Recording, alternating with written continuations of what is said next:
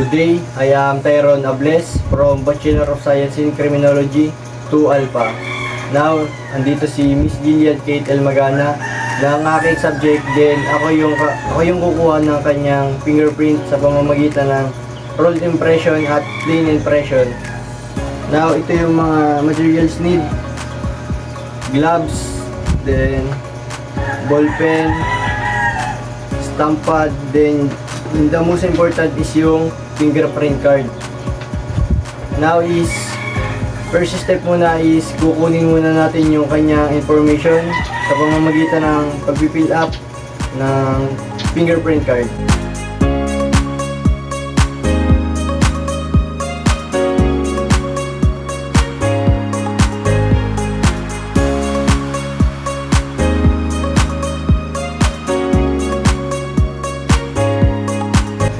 Then next is, pwede na natin siyang kuhaan ng fingerprint. Then, bago ko kalimutan is yung basic rule is, ang basic rule ng fingerprint is yung thumbs in, finger out.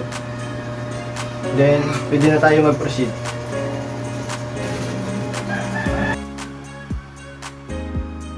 Rolled impression are fingerprint impression taken individually by rolling each finger from one side to other side and from the tip to the end of the first joint.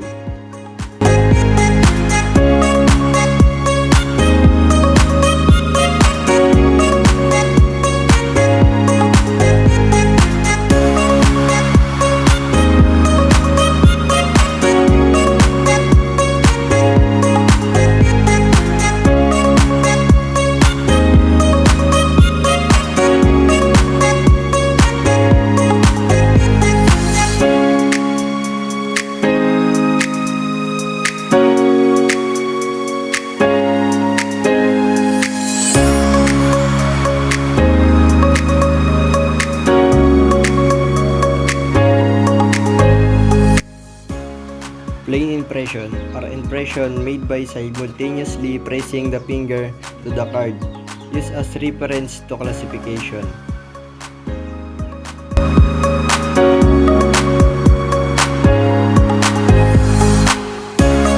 Then, natapos na natin yung pagkuha ng fingerprint sa pamamagitan ng plain at rolled impression.